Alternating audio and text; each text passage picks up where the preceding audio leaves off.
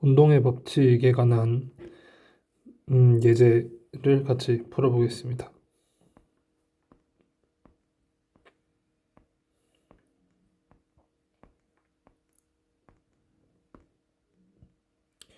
예제 5-1번 같이 보겠습니다. 가속되는 하키퍽.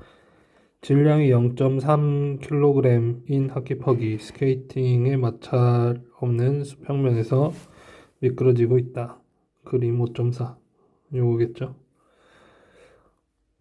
두 개의 하키 스틱이 동시에 퍽을 가격하여 힘이 작용하였다. 하나는 F1 방향, 또 하나는 F2 방향. F1은 크기가 5.0N, 그리고 20도. 그다음 F2는 크기가 8.0N, 그 다음에 60도.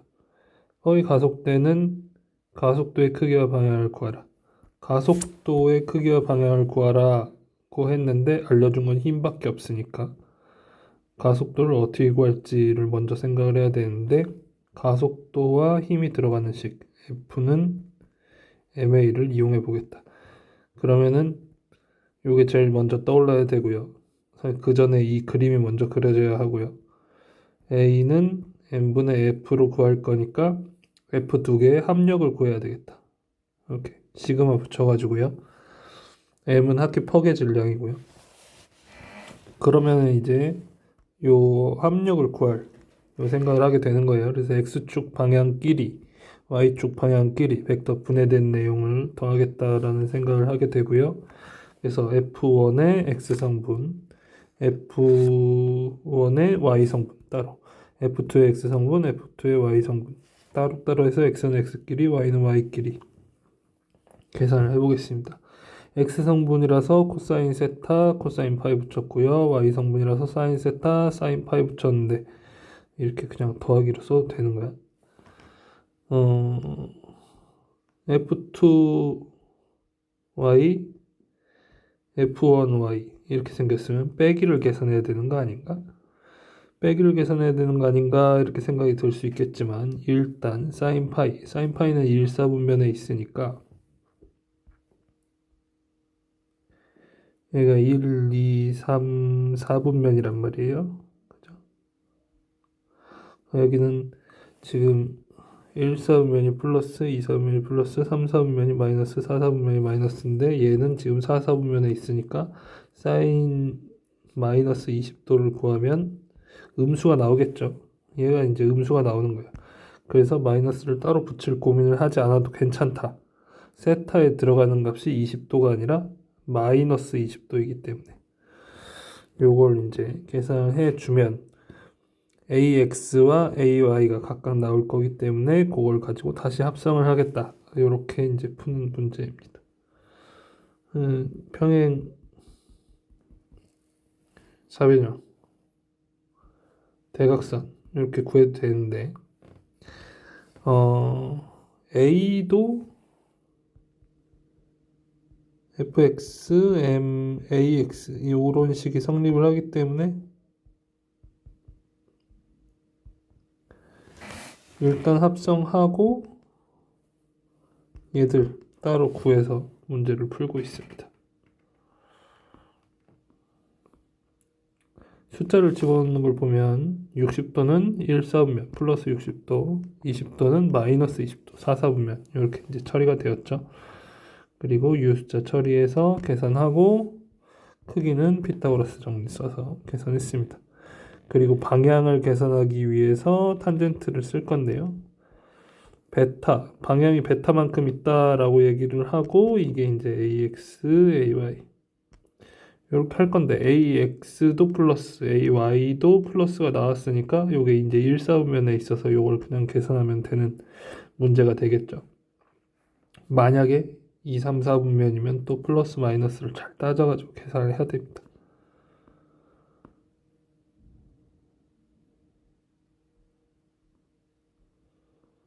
5.1번을 풀었고요.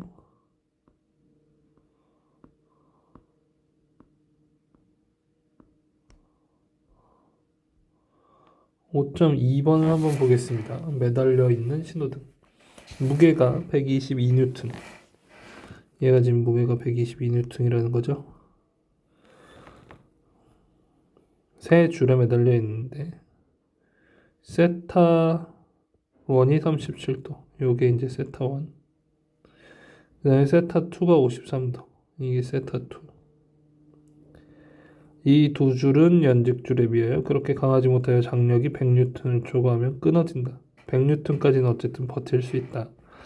이 상태에서 신호등은 잘 매달려 있을 수 있을까? 아니면 둘 중 하나는 줄이 끊어질까? 100N이 넘게 걸리면 안 되는 거잖아요. T1이나 T2, T3가. 그래서 이게 이제 힘이 얼마나 걸리는지를 계산을 해봐라. 이런 문제예요. 그래서 100보다 큰지 작은지를 계산하는 게 관건이니까 그 문제를 좀 풀어봅시다. 요 점을 기준으로 지금 T1과 T2와 T3를 T1과 T2와 T3를 생각해 놓고 아래 방향으로 가해지고 있는 무게 요거죠. 요거의 무게 얘를 잘 버티고 있는지 아닌지에 대해서 생각을 좀 해볼 거예요. 그러면 T1을 분해를 해서 T1의 X 성분과 T1의 Y 성분, 그 다음에 T2의 X 성분과 T2의 Y 성분, 이거 이제 각각 하는 거죠. 그러면 T1X랑 T2X가 둘이 어떻게 돼야 돼? 똑같아야 돼요. 왜냐면 얘가 좌우로 진동을 하고 있지 않기 때문에. 그래서 이런 식이 나왔어요. 요게 F는 MA를 쓰는 건데 X끼리의 합력을 다 구하면 얘가 가속도가 없는 상태로 매달려 있는 걸 그대로 이제 수식으로 쓴 거예요. T1에 대해서 코사인 세타 1인데 세타 1이 37도. 37도는 플러스잖아요. 근데 요거는 이제 왼쪽 방향을 향해야 되니까 여기선 마이너스를 붙였어요. T2는 53도에 대해서 풀 건데 플러스 방향이니까 그대로 플러스를 썼고요. 둘이 합치면 0이 될 거고, 그 다음에 FY는 T1의 Y성분 사인 세타, T2의 Y성분 사인 세타 2, 그리고 아래쪽 방향으로 중력, 요걸 합친 게 0이다. 왜냐면 신호등은 정지해 있으니까. 그럼 연립 방정식이 나왔어요. 세타 1이랑 세타 2는 주어져 있는 숫자고 T1이랑 T2가 모르는 값이기 때문에 T1이랑 T2에 대해서 이 문제를 풀면 됩니다. 여기서는 문제를 이제 T1, T2 각각 구해보려고 어떻게 하고 있냐면 T2를 T1으로 나타내고요. 그걸 아래쪽 식에 집어넣었어요. 그렇게 해서 바뀌게 된 식이 다음과 같고요. 요걸 이용해서 T1에 대해서 정리하면 이렇게 생긴 게 나와서 숫자를 집어넣었죠. 숫자를 집어넣었더니 FG죠. 122N, 그 다음에 사인 37도, 코사인 37도, 탄젠트 53도. 탄젠트 53도는 어디서 나온 거냐? 여기 세타 2 53도. 그렇게 해서 73.4N 나오고요. T2도 마찬가지의 방법으로 구해봤더니 97.4N 나왔어요. 그러면 이쪽 방향으로의 힘과 T1, 그 다음에 이쪽 방향 힘 T2 이렇게 이제 구했는데 둘 다 100N이 안 되잖아요. 안 끊어진다. 잘 버티고 있을 수 있다. 이 두 줄이 연직줄에 비하여 그렇게 강하지 못해요. 연직줄은 요 연직줄이겠죠. T3는 122N을 버틸 수 있으나 T1이랑 T2는 100N을 채 못 버티는데, 근데 그 문제를 계산을 해보니까 괜찮다. 쟤네들이 버틸 수 있는 숫자였다. 이렇게 이제 나타냈습니다. 여기서 중요한 건 F는 MA를 쓰겠다. 이 식에. 그리고 그걸 X랑 Y로 분해해서 쓰겠다. 이런 생각이었어요. 그래서 1번, 2번. 움직이는 물체에 대해서만 F는 MA를 쓸 수 있는 게 아니고요. 정지해 있는 물체에 대해서도 A가 0이 된다. 그럼 우변을 0으로 해서 F를 전부 다 합해서 쓸 수가 있습니다. 그때 이제 벡터를 x, y 분해를 하면 좋기 때문에 이런 시도를 하는 거고요.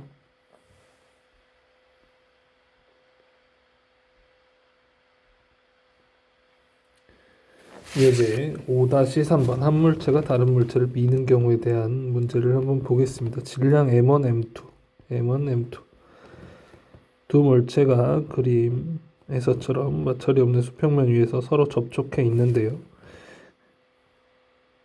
F가 M1을 밀고 있어요. 이 개의 가속도의 크기를 구하라. 가해지는 힘은 F인데 F는 MA 쓰는 건데 질량 M은 M1이랑 M2를 둘 다 밀고 있으니까 다음과 같이 쓰겠다. 그리고 얘가 Y방향으로 뭐가 있을 것 같지 않으니까 X 성분에 대해서만 썼고요. AX가 발생한다. 그래서 AX를 다음과 같이 구할 수 있습니다. 접촉력의 크기를 구하라. 접촉력이라는 게 이 시스템에서 뭘 말하는 거냐면 M1이 M2를 미는 힘 또는 M2가 M1을 미는 힘 요걸 생각하면 되겠습니다. F는 M1을 밀었어요.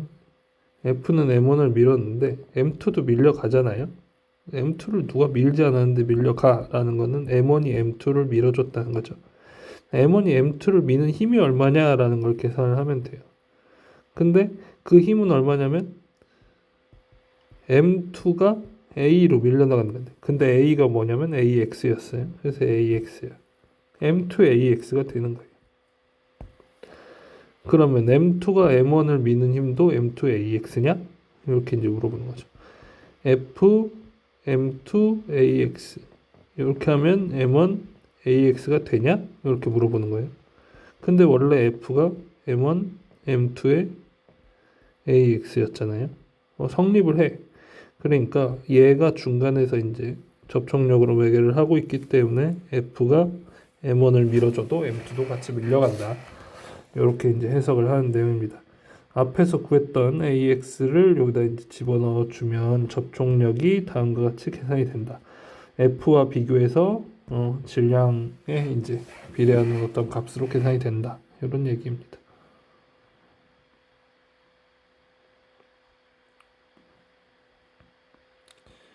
5.4번 문제 한번 보겠습니다. 승강기 안에서 물고기의 무게를 측정해 봅시다. 승강기를 타고 올라갈 때 혹은 내려올 때 몸무게가 약간 변하는 것 같아 이런 느낌을 받아본 적이 있는지 모르겠는데 그런 문제예요. 저울을 이용해서 물고기의 무게를 측정을 할 예정이고요. 승강기가 위 또는 아래 방향으로 가속되면 용설 저울이 가리키는 눈금이 실제 무게와 다르다. 왜 다르지? 용설 저울이 가리키는 무게를 봅시다. 물고기를 저울 이렇게 복잡한 거 생각 안 하고 물고기를 잡아당기는 힘으로만 생각을 해보려고 해요. 근데 이제 멈춰있는 지면에서 만약에 이제 멈춰있는 천장에 달아놓고 물고기를 쟀다라고 하면 mg만큼의 힘이 가해지니까 이 물고기의 이제 무게를 측정 가능한 거잖아요.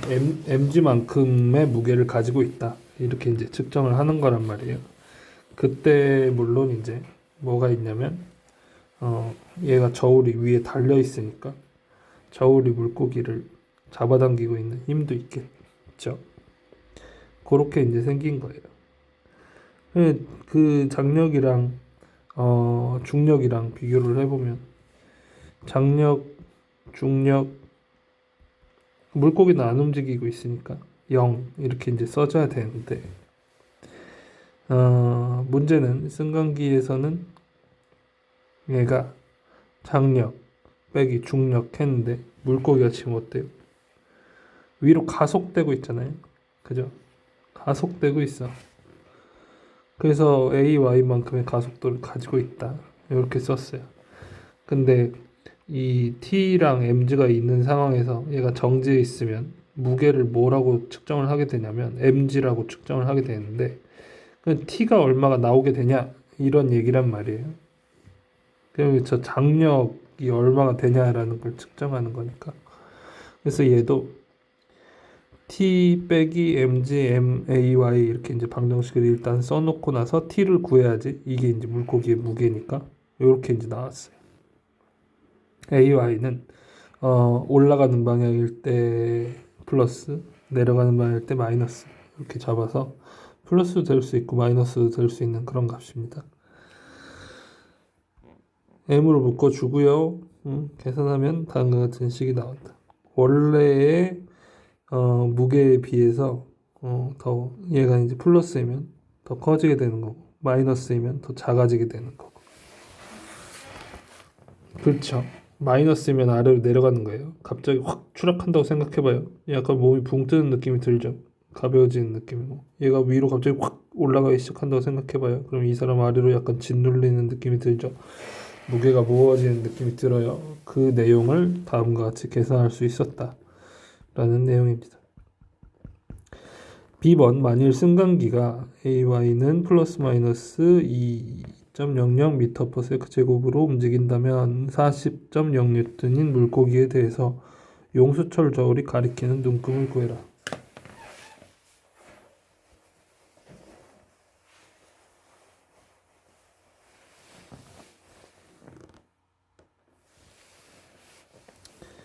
위에서 이미 구했잖아요. 식을. T는 mg. 이 mg예요. 원래. 그 다음에 G분의 9.8분의 AY 이렇게 해서 이제 구할 수 있고요. 그 다음에 내려갈 때 이렇게 해서 구할 수 있어요. 그래서 물고기의 용수를 저울 가리키는 눈금이 올라갈 때와 내려갈 때가 이렇게 다를 수 있다. 40N짜리가 이 정도까지 이제 변할 수 있다. 라는 문제를 풀어보았습니다.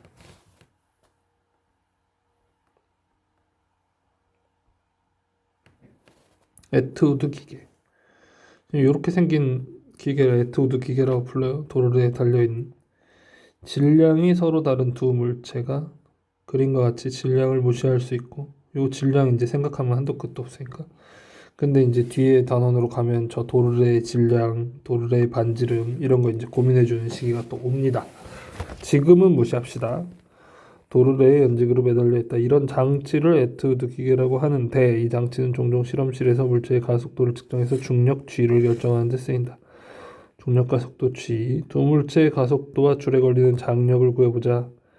이렇게 하면 문제를 이제 풀 건데 어차피 얘도 Y축상에서 움직이고 얘도 Y축상에서 움직이니까 X 성분을 안 써도 될 것 같은데 근데 식을 두 개나 썼단 말이에요. 이 두 개를 어떻게 쓴 거냐면 F는 MA를 쓰고 싶은데 M이 이제 두 개니까 M1, M2를 묶어서 같이 A로 움직인다고 쓸까? 이렇게 이제 생각을 하다가 이렇게 생각을 하다가 그렇게 해봐야 줄에 걸리는 장력 같은 걸 계산하는데 아무 도움이 안 되니까 요걸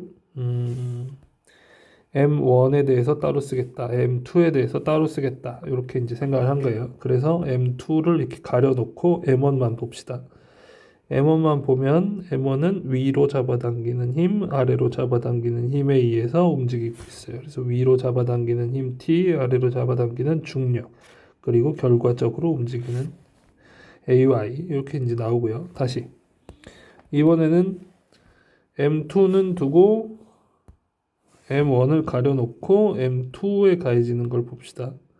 M2도 위로 가해지는 장력이 있고요. 장력이 이제 여기 둘이 양쪽에 똑같이 작용을 하게 되고요. 그 다음에 M2G 중력이 있어요. 그렇게 해가지고 움직이게 되는데 여기는 M2G 빼기 T를 해서 AY 이렇게 썼어요. 근데 아까는 T 빼기 M1 지더니 지금은 왜 M2G 빼기 T지? 요런 이제 부호를 틀리면 방정식을 틀리게 풀 수 있습니다. 얘 같은 경우는 도르래가 방향만 전환하고 사실상 M2랑 M1이 같은 움직임을 보이고 있는 거여서 움직이는 그 방향을 플러스로 잡은 거예요. 물론 만약에 내려가는 방향이 플러스고 올라가는 방향이 플러스였다? 이렇게 잡아도 사실 상관없어요. 그런데 문제는 올라가는 거 플러스 내려가는 거 마이너스, 얘도 올라가는 거 플러스 내려가는 거 마이너스. 만약에 이렇게 잡았다고 하면 M1은 T 빼기 M1G가 M1 A Y 이렇게 되는데 M2는 T 빼기 M2G가 아래 방향으로 내려가니까 마이너스 M2 AY 이렇게 써야 되겠죠. 그래서 좌표계를 잡는 거에 따라서 식이 달라지기 때문에 그걸 좀 조심해서 잡아야 된다. 지금 복잡한 얘기를 했는데 움직임을 기준으로 잡기를 추천합니다. 실제로 움직일 것 같은 방향. 그렇게 했는데 만약에 가속도가 마이너스가 나왔어. 그럼 방향을 잘못 잡았구나. 반대로 움직이는구나. 이렇게 이제 생각을 하면 되겠습니다. 자, 이 연립방정식 풀게요.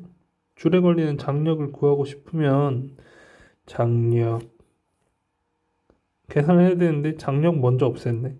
왜지? 그냥 편의상 없애면 그냥 편할 것 같아서 일단 더해서 없애주고 이렇게 이제 나왔어요. 그래서 AY를 먼저 구했어. 가속도를 먼저 구하려고 시도를 한 거예요. 그 다음에 장력을 구하려고. 장력은 어떻게 구해? 이 첫 번째 식에서 구했네요. 첫 번째 식에서 M1 G 플러스 AY. 그런데 AY를 구했잖아. 요걸 여기다 집어넣어. 그러면 이렇게 이제 정리가 된다라는 내용을 볼 수 있습니다.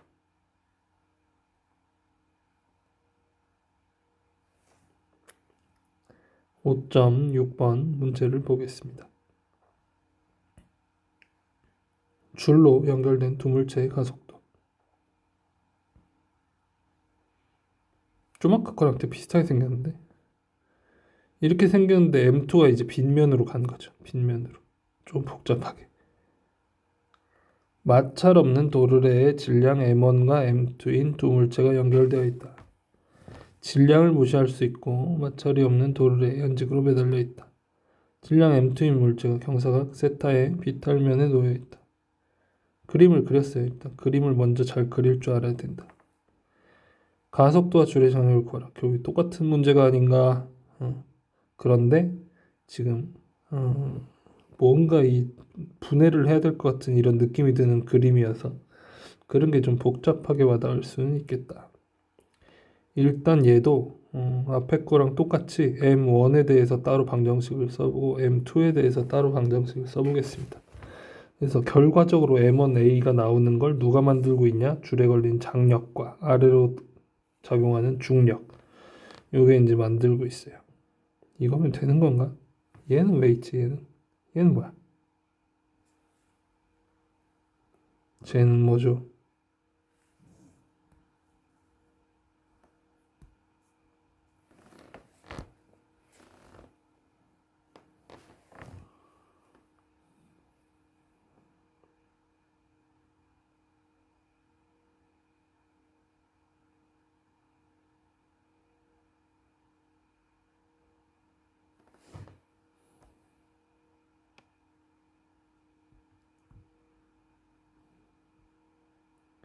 이렇게 끌어당기는 장력 있고요. 아래로 작용하는 중력 있고요. 그렇게 하면 M1A 이렇게 이제 올라가야 될 것 같은데 요게 급등정. 요거 일단 퀘스천 마크. 그 다음에 M2에 대한 걸 써보겠습니다. M2에 대한 걸 쓰는데 얘를 X축, Y축으로 분해를 해볼 건데 요렇게 X, Y 잡으면 아주 힘들겠죠. 왜냐하면 내려가는 가속도의 방향이 X도 아니고 Y도 아니어서. 그래서 좌표를 이렇게 설정을 안 하고 빗면이 나오면 요렇게 X방향, 이렇게 Y방향 잡을 건데 얘가 우리가 아는 X, Y랑 좀 다르니까 X 프라임축, Y 프라임축 이렇게 잡았어요.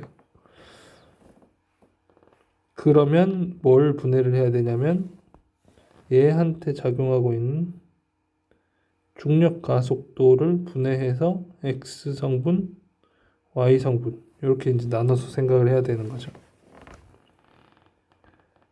중력이 아래로 작용을 하고 있는데 일단 중력이 아래로 작용을 하고 있는데 그거의 X 성분을 계산해 보겠습니다.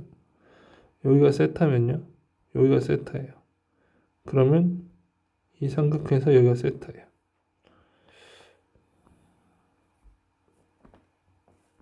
다시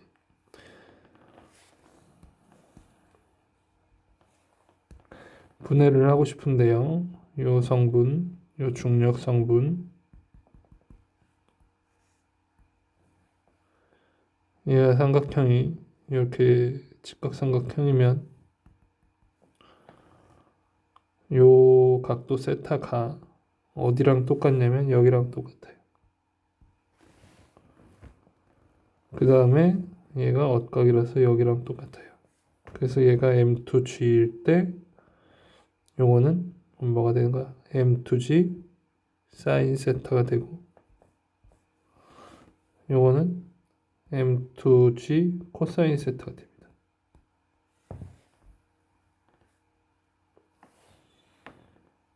그래서 자, 보면 M2G 사인 세타가 아래 방향으로 잡아당기고 있는데 근데 얘가 또 이제 위로 잡아당기고 있어요. 줄이 장력이.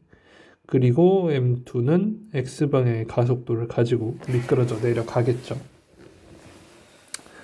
그리고 그 값이 요 값이 이제 되는 거고요. A라는 가속도.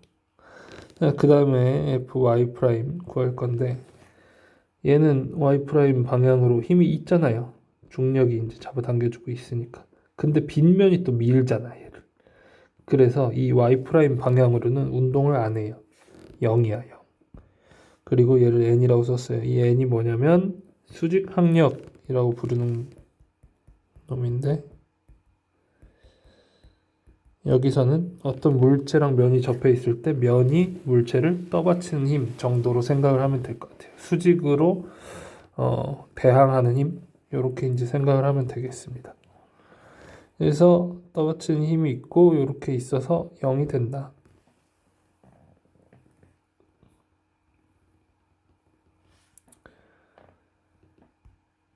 장력을 구해봤더니 이렇게 나왔어요. 이게 뭐야? 여기서 얘가 없었다는 거잖아. 이렇게 나왔고요. 그 다음에 가속도를 구하고 싶었잖아요. 그죠? 두 물체의 가속도 A를 구하고 싶어서 요 아래 있는 식에다가 장력 값을 집어넣었어요. 그러면 어떻게 돼? A로 정리를 해서 풀 수 있는데 이렇게 이제 됩니다. A는 다음과 같이. 그리고 장력 다시 요거 구한 A를 여기다 다시 집어넣었어. 이상한데? 빙글빙글 돌고 있는 느낌이야. 근데 아무튼 그렇게 구하면 요런 이제 값이 나옵니다. 문제 상당히 복잡했어요. 다시 한번 정리를 해봅시다. 일단 가속도를 구하라고 시켰다. 장력을 구하라고 시켰다. 장력을 구하려면 뭘 해야 되지? 장력이 포함된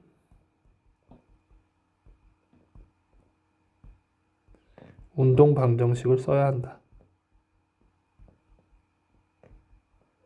가속도는 속도로부터 구하든지 아니면 운동 방정식으로부터 구한다. 운동 방정식이 뭐냐면 F는 ma예요.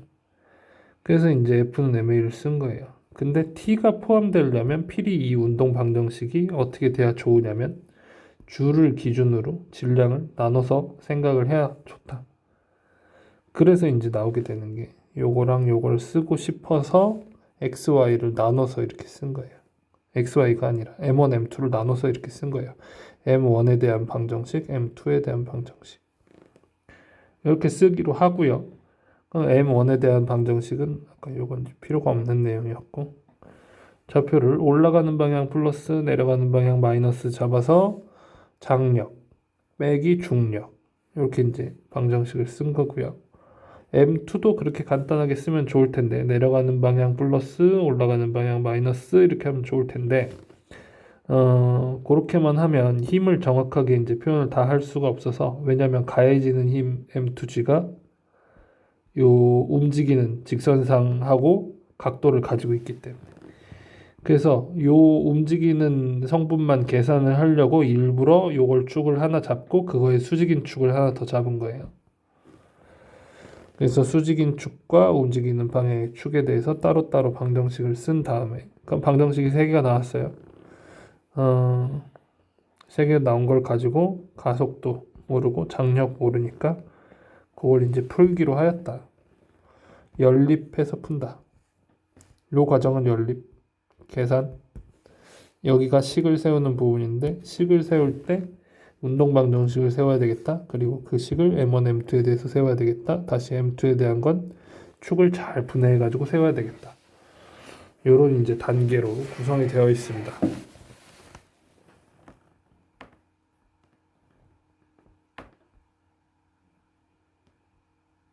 뭐죠? 왜 또 얘지? 5.6이죠. 5.7. 줄로 연결된 물체의 가속도. 다음에서 물체와 거친 표면 사이의 마찰 계수를 측정하는 간단한 방법을 알아보자.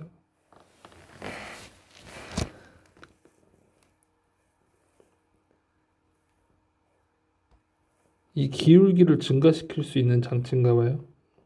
증가시키면 처음에는 안 미끄러지고 있다가 어느 각도를 넘어서면 얘가 이제 미끄러지기 시작할 텐데 그 각도를 세타 C라고 하기로 하자. 그러면 마찰 계수, 정지 마찰 계수를 구할 수 있겠느냐? 요런 내용이네요. 구할 수 있겠느냐? 근데 마찰 계수가 뭐지? 마찰 계수가 F는 MA 이렇게 생긴 식을 하나 배웠고요. 그 다음에 이제 마찰력이라고 하는 건 뭐하고 비례를 하냐면 마찰 계수하고 비례를 하는데 또 실제로 이제 작용하게 되는 힘이 수직항력이에요. 면을 누르고 있는 힘이 세면 셀수록 마찰력이 커져서 얘가 이제 주요한 역할을 하고 거기에 마찰 계수가 붙게 된다. 마찰 계수는 이제 이런 빗면 같은 거나 이런 물질의 성질 같은 거나 이런 거랑 관계가 되어 있는 값인데요. 저 마찰 계수를 지금 뭘로 구하겠다라고 한 거냐면 세타 C로 구하겠다라고 한 거예요. 그럼 마찰 계수, 마찰력이 포함된 운동 방정식을 써야 되겠다라는 생각이 먼저 들겠죠. 그래서 축을 X랑 Y로 놓고 X랑 Y에 대해서 따로 썼습니다. 얘가 움직이지 않고 있는 게 전제이기 때문에 우변이 둘 다 0이고요. 그런 상태에서 X축으로는 mg sin 세타 아래 방향, 그 다음에 마찰력이 버티고 있어요. 얘가 마찰력. 그래서 둘이 합하면 0이 된다. 이렇게 되고요. 그 다음에 Y방향으로 얘가 날아다니는 게 아니기 때문에 위로 수직항력, 아래로 그 중력의 이 빗면 수직성분으로 누르는 힘. 이렇게 되겠어요. 그래서 수직항력 그리고 빗면을 누르는 힘 둘이 이제 합해서 0이 된다. 이렇게 이제 생각을 할 수가 있겠고요. 그러면 마찰력을 써보자. 연립해갖고 마찰력을 써보자. mg sin 세타를 구하면 되는데 mg sin 세타에서 mg를 다시 구했어요. mg가 뭐냐면 여기서 구한 값이야. 여기서 구한 값을 여기다 집어넣었어요. 그러면 코사인 세타분의 탄젠 사인 세타가 탄젠트 세타가 돼서 식이 좀 간단하게 생겼는데 얘가 이렇게 써지는 값이다 보니까 이렇게 와서 뭐가 된 거예요? n이랑 n 수직항력 모르는 값이잖아요 지금. 그거 없어지고 자연스럽게 뮤 s가 탄젠트 세타 c가 된다. 그래서 임계각을 구할 수 있게 된다. 얘를 측정을 하는 거죠. 미끄러지기 시작하는 임계각을 구하면 얘가 최대 정지 마찰 계수가 된다. 이렇게 계산이 되겠습니다.